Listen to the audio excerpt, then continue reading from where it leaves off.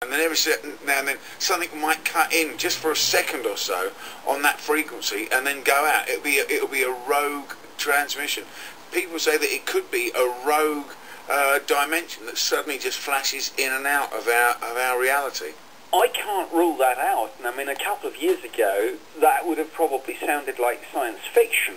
But now, with the Large Hadron Collider, and scientists, physicists, actually openly talking about other dimensions, hidden dimensions, you may well be right. I mean, the truth of the matter is, we simply don't know. My view, as somebody who is responsible for investigating this, is look, if there's something unknown in our airspace, we want to know what it is, and we should be investigating it. I mean, this is one of the greatest mysteries of our time, and it's a sad day for science that we've pulled out of this. And is it just a matter of money, you think?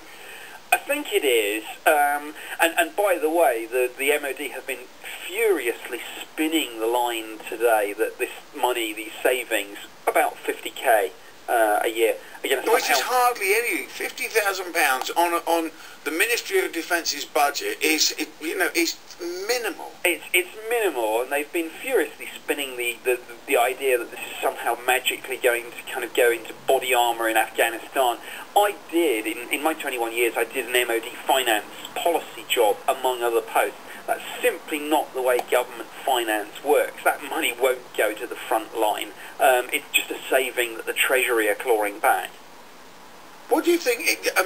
Just imagine that the MOD, rather than dropping your unit, they suddenly decided, I'll tell you what we'll do, we're going to put extra funding into this. We actually want to get a definitive answer.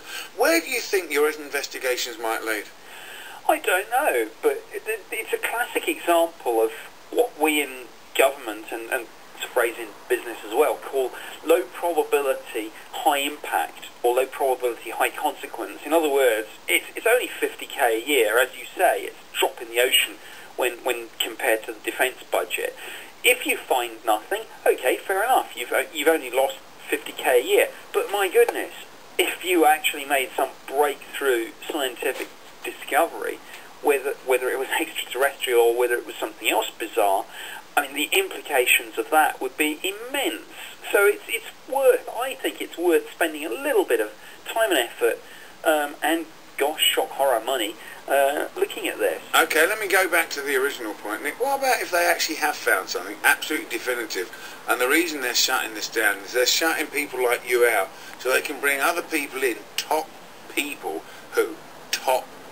but I know everyone in the industry, top people, bringing them in to manage a situation, because we had an email from someone in Texas that has been working in aviation for 20 years. He says, there is no doubt that we're on the verge of disclosure. Hopefully it will happen in our lifetimes, but there are obviously things here that seem to have made some kind of contact.